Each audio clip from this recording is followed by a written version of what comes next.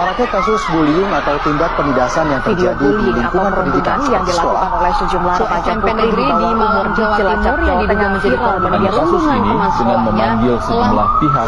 Bullying merupakan ekspresi menyimpang pada anak dalam upaya pencarian jati diri. Peran pendidikan di keluarga dan sekolah sangat diperlukan sebagai penyeimbang.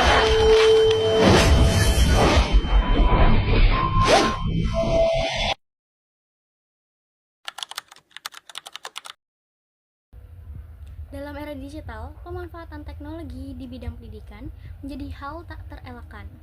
Teknologi tidak hanya berperan sebagai media bantu belajar, tapi juga sebagai agen perubahan dalam cara siswa mengakses, memahami, dan menyerap informasi. Proses berpikir dimulai dari pengamatan tentang bagaimana peserta didik menggunakan teknologi dalam keseharian belajar mereka, dan sejauh mana teknologi membantu atau menghambat pembelajaran. Teknologi memiliki dua sisi, yaitu sisi positif dan negatif. Kita akan membahas dampak positifnya. Yang pertama itu memberikan kemudahan akses informasi yang memungkinkan siswa untuk belajar dari berbagai sumber.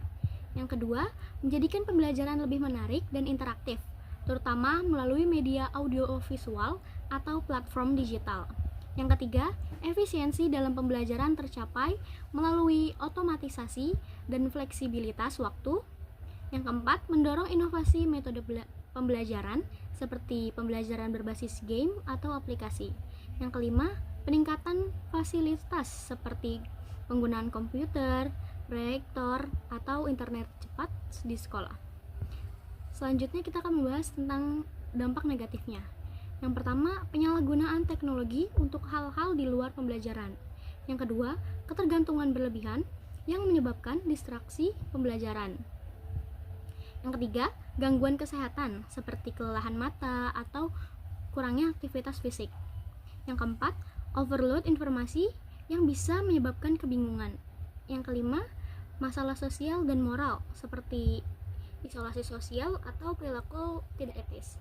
Yang keenam, keamanan digital termasuk peretasan dan penyebaran informasi pribadi.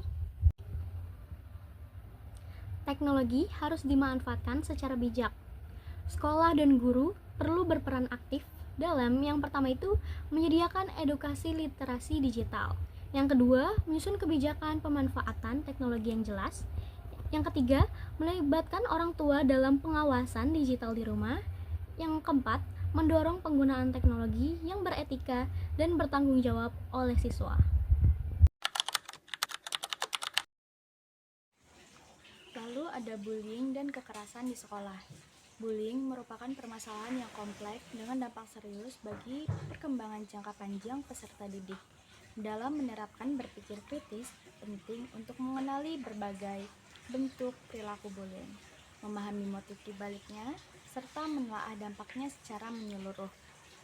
Dengan pendekatan berbasis empati dan kesadaran sosial, bullying dapat dipahami sebagai bentuk interaksi yang tidak sehat, yang umumnya terjadi secara sengaja dan berulang, baik secara fisik, verbal, maupun relasional.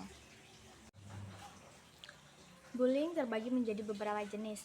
Yang pertama, itu ada bullying verbal, berupa hinaan, ejekan, fitnah, dan pelecehan verbal. Lalu yang kedua, bullying fisik, bisa pemukulan, penendangan, dan perusakan barang. Lalu yang ketiga, bullying relasional, yaitu pengucilan sosial, lirikan sinis, dan tawa mengejek. Ada juga dampaknya terhadap korban. Yang pertama itu gangguan emosional seperti kecemasan, depresi, dan trauma. Lalu yang kedua, prestasi akademik menurun karena korban kehilangan motivasi belajar.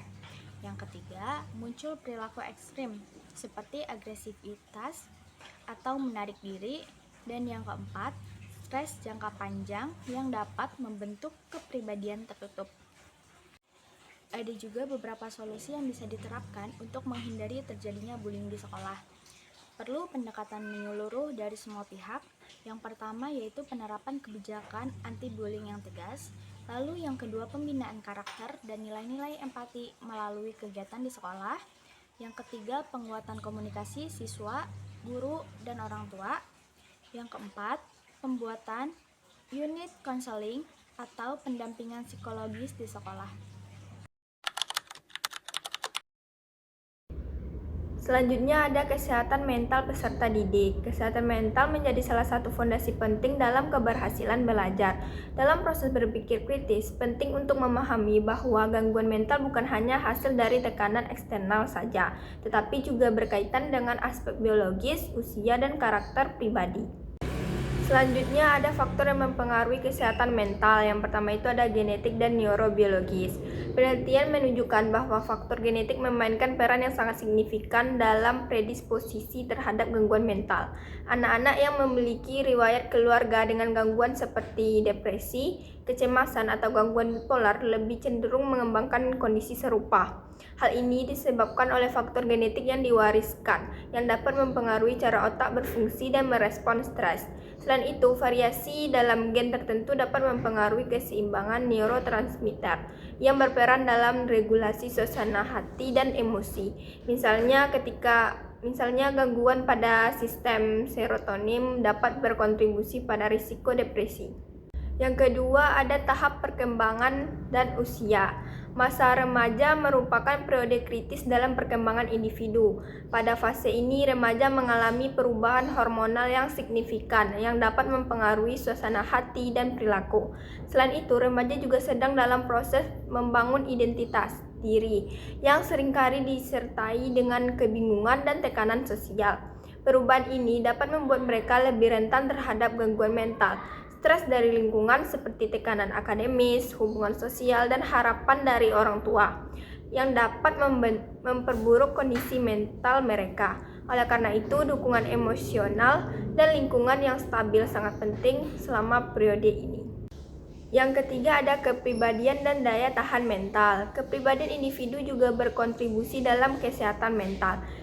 Siswa dengan kepribadian tertutup atau introvert mungkin lebih sulit dalam beradaptasi dengan tekanan sosial dan akademis. Mereka cenderung lebih banyak menyimpan perasaan dan tidak membagikannya, yang dapat menyebabkan akumulasi stres. Selain itu, daya tahan mental yang rendah dapat membuat individu lebih terpengaruh oleh situasi yang menantang. Mereka mungkin merasa terbebani saat menghadapi masalah, sehingga lebih mudah terjerumus ke dalam keadaan depresi atau kecemasan. Oleh karena itu, penting untuk mengembangkan keterampilan coping yang baik dan membangun daya tahan mental sejak usia dini. Selanjutnya ada tanda-tanda gangguan mental pada peserta didik. Yang pertama itu ada perubahan emosional. Perubahan emosional adalah salah satu tanda awal gangguan mental yang lebih sering muncul pada peserta didik. Kecemasan berlebihan dalam situasi sosial atau saat menghadapi ujian dapat menjadi indikator serius. Dalam beberapa kasus, hal ini berkembang menjadi gangguan kecemasan sosial atau fobia sekolah, di mana siswa merasa sangat takut atau cemas berada di lingkungan sosial atau menghadapi situasi akademis. Gejala depresi juga dapat muncul ditandai dengan suasana hati yang murung berkepanjangan, kehilangan minat pada aktivitas yang sebelumnya disukai, dan masalah dalam tidur serta nafsu makan. Pada tahap yang lebih serius, siswa mungkin mulai memiliki pikiran untuk menyakiti diri sendiri yang memerlukan perhatian segera dari orang tua atau pendidik. Yang kedua ada perubahan perilaku dan akademik. Perubahan perilaku dan kinerja akademik juga dapat menjadi indikator gangguan mental. Siswa yang mengalami kesulitan mental sering kali menunjukkan penurunan konsentrasi dan nilai akademis yang menurun.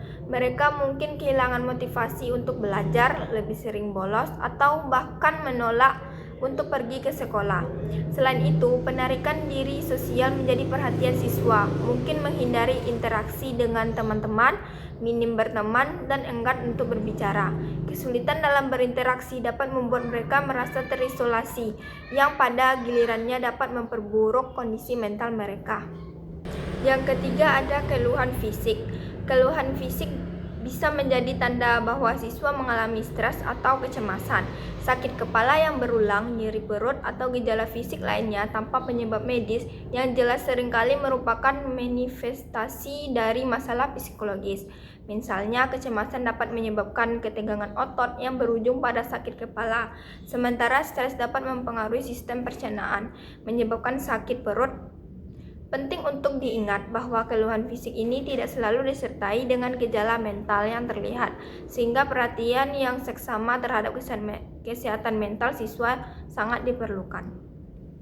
Yang keempat, tanda serius. Tanda-tanda yang lebih serius harus diwaspadai, termasuk percakapan tentang bunuh diri atau tindakan menyakiti diri sendiri. Perilaku impulsif atau agresif juga dapat menjadi indikator adanya masalah mental yang mendalam. Dalam beberapa kasus, siswa remaja mungkin mulai mengonsumsi zat-zat seperti alkohol atau obat-obatan sebagai cara untuk mengatasi tekanan emosional yang mereka alami. Penggunaan zat ini seringkali menjadi bentuk pelarian dari masalah yang dihadapi, tetapi dapat memperburuk kondisi mental dan fisik mereka.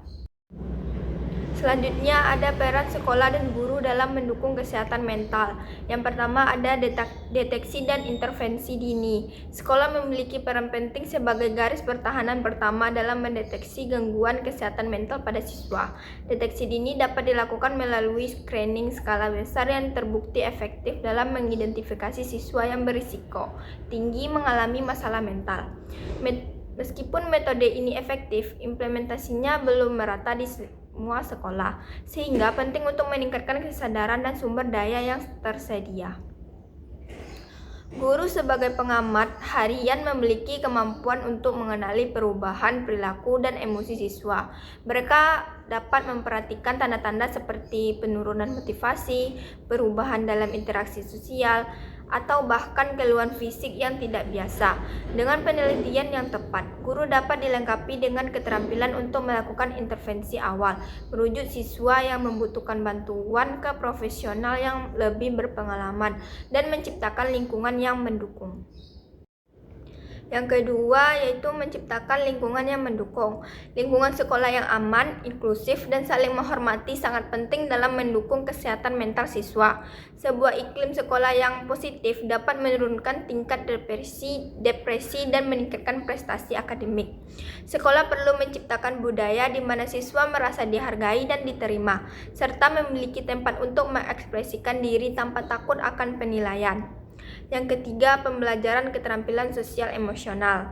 Program yang berfokus pada keterampilan sosial emosional seperti kognitif behavioral atau mindfulness sangat penting untuk pencegahan gangguan mental. Pembelajaran sosial emosional learning tidak hanya membantu siswa mengenali dan mengelola emosi mereka, tetapi juga meningkatkan kemampuan mereka untuk berinteraksi secara positif dengan orang lain. Yang keempat, pelatihan guru dan kolaborasi lintas profesi.